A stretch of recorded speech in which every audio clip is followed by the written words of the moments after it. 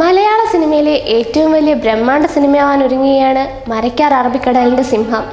ചിത്രത്തിൻ്റെ post production വർക്കുകൾ പുരോഗമിച്ചുകൊണ്ടിരിക്കുകയാണ്. വളരെ മികച്ച രീതിയിൽ ഷൂട്ട് ചെയ്തിട്ടുണ്ടെന്നാണ് മോഹൻലാൽ അടക്കം അണിയറ പ്രവർത്തകർ പറയുന്നത്. തൻ്റെ കരിയറിലെ ഏറ്റവും വലിയ സിനിമയെന്ന് മരക്കാർ അറബിക്കടലിൻ്റെ സിംഹം എന്ന ചിത്രത്തെക്കുറിച്ച് നേരത്തെ അദ്ദേഹം പറഞ്ഞിരുന്നു. ഈ വർഷം അവസാനമോ അടുത്ത വർഷം ആരംഭമോ ആയിരിക്കും അറബിക്കടലിൻ്റെ സിംഹം റിലീസാവുക. ഒരു വർഷത്തോളം എടുക്കുന്ന തയ്യാറെടുപ്പുകളിലാണ് ചിത്രം. അത്രയേറെ സൂക്ഷ്മമായാണ് മരക്കാർ പ്രിയദർശനും കൂട്ടരും മലയാള സിനിമയിലെ ഒരു നാഴികക്കല്ലാവാനായി മരക്കാർ അണിയിച്ചൊരുക്കുന്നത്. മലയാളം, തമിഴ്, കന്നഡ, തെലുങ്ക്, ഹിന്ദി ഭാഷകളിൽ ഈ ചിത്രം റിലീസ് ചെയ്യുമെന്നാണ് സൂചനകൾ.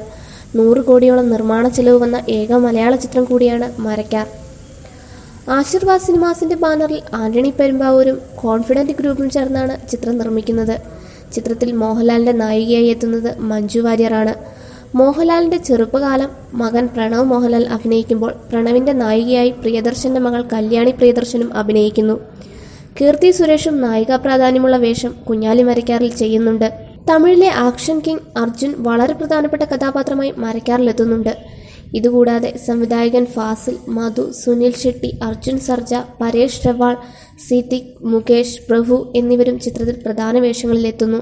മോഹൻലാലിന്റെ കരിയറിലെ ഏറ്റവും മികച്ച ചരിത്ര കഥാപാത്ര വേഷമായിരിക്കും പ്രിയദർശൻ അറബിക്കടലിന്റെ സിംഹത്തിലൂടെ നൽകിയിരിക്കുന്നത് എന്നാണ് ചിത്രവുമായി ബന്ധപ്പെട്ട വൃന്ദങ്ങൾ പറയുന്ന വിവരം. You're watching me on metromatney.com. metromatney.com. metromatney.com. Subscribe for more videos. Subscribe for more videos. Subscribe here for more videos. Subscribe now. Thank you.